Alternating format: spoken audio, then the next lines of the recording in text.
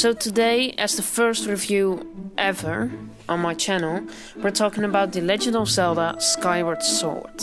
It's the first game in the timeline and one of my favorite Zelda games, despite many people saying it's not that good. In this game, Link loses Zelda in a storm and tries to find her. During his quest, he meets a lot of interesting characters. It's different from the others, because it's the first in the timeline. It has to explain the origins of many items, locations, and most of all, characters. Zelda. Zelda is really different in this game. She has an already established relationship with Link. They've been friends since childhood, and there's also something going on between them in terms of romance. You don't get to see much of Zelda in the first few hours of the game, and she gets blown away off of a love wing by a storm, like I said before. After you go looking for her in the first temple, she is a very different person. Zelda has teamed up with the Sheikah Impa. Impa teaches Zelda, who she knows is the living reincarnation of the goddess Hylia. Zelda has a really great story arc this time around. That's why this is probably one of my favorite Princess Zeldas in the whole franchise. You even get to see parts of her journey in the credits. Link. There's a lot to be expected from the main character when you're creating an origin story. This is the OG Link, so it has to show a different sort of awakening, which is a keyword for this game, because it has to start the events of all the games that follow. Link really undergoes his awakening and does it well. You can really see his emotion when his best friend Zelda gets taken away from him. Link has a real personality this time around.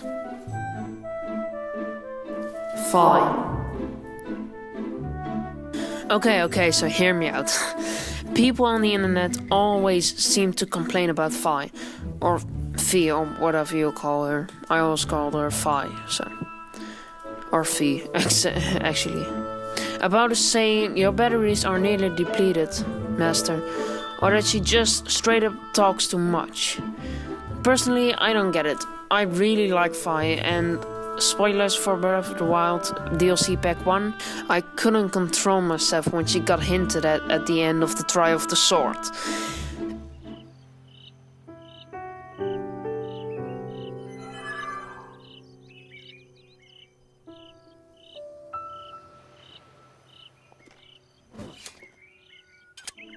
I think Fi as a companion in the Zelda game has to be an 8 out of 10. Don't at me. Girahim.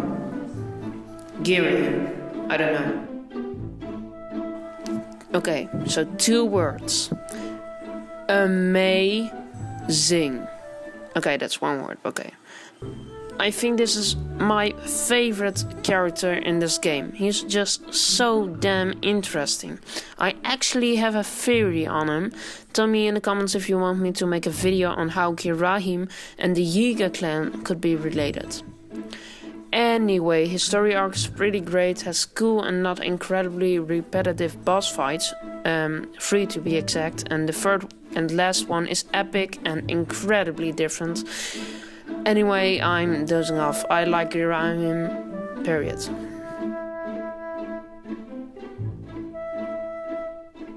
Dungeons. Skyward Sword has 7 drastically different dungeons. The first 6 come in groups of 3. In order of appearance, you first have the Skyview Temple, then the Earth Temple, and then the Lanayru mining facility. These 3 all have the same goal: following Zelda and Impa through the 3 provinces of Faron, Eldin, and Lanayru. P.S. The final moments of Lanayru mining facility are awesome and epic, and I love them, and it's great.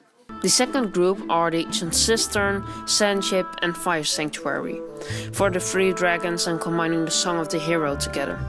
One controversy people talk about when they talk about this game is that these dungeons are in the same region as the first 3 and you keep revisiting them. This can make finishing the game a drag, which at one point it almost became for me. You also have 3 Silent Realms. They have a really nice atmosphere and a great gameplay. I really like these ones. The last dungeon in the game is actually a pretty cool one, but also a pretty controversial topic to talk about. because many people were frustrated over the mechanics of this dungeon. Personally, I really like this dungeon and it's probably my favorite of them all. Spoiler warning for a 6-year-old game, and man, that's a long time ago. The boss fights are pretty good and make good use of the game mechanics. The only boss fights nobody likes are the imprisoned fights. If it were only 2 or 1 fight, then it would pass in my book. But 3? The last 2 fights are different than the first one, yes.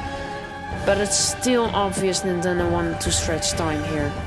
Impa's dialogue for the last 2 fights are the exact same. Oh, and yes, Impa. If it wasn't obvious by the head and obviousness overall, the old woman in Pharaon is Impa, but older. The young version of her came from the past to aid the goddess in her quest. I don't know. It's not that clear why Impa traveled to the future, but I don't know. And talking about time travel, this game has a lot of flaws in its time travel. Like at that epic and emotional moment when Zelda locks herself up inside of her amber pot thingy in that room. Would it mean that if Zelda from the present, before she would go back in time, would have opened those doors in Pharaon, would that mean that she would see herself locked up there? Were there 2 Zeldas? Anyways, I'm just ranting now. Okay. Anyway, let's talk about the end of the game, because this has been going on for way too long. Link defeats the Demon King Demise in the present by using the power of the full Triforce he acquired in the last dungeon of the game. But oh no, the game didn't end with a boss fight? Who would have expected this? Girahim captures Zelda in the present and takes her to the past, where Demise's spirit still dwindles and successfully revives him. But Demise is the main baddie and you already defeated Girahim 3 times, so Demise kills him and turns him into a badass version of the Master Sword. Then he gives you this speech and steps into a portal to another world, which I actually love. It looks really cool in my opinion, and this fight has great mechanics and is a great and epic end to the game. You should really check this one out, and a massive point is that it has aged pretty well. This game gets a solid 7.5 out of 10 for me.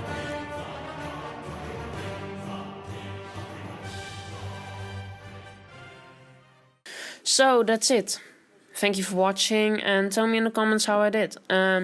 This was my first review, so I really want to see some feedback for anyone who liked it and who watched it till the end. Thank you. And yeah, thank you for watching. Like if you liked, dislike if you disliked. Tell me in the comments if you want to see a theory on Girahim and the Yiga clan and on how I did. Do you want to see more reviews? I'm probably going to make more reviews because I've already begun writing some in my head. So yeah. But if you don't know, this is one of my videos I am going to do on Zelda-Month. I explained it a bit further in my live stream. You can check that out. iCard up there. But yeah, thank you for watching and bye.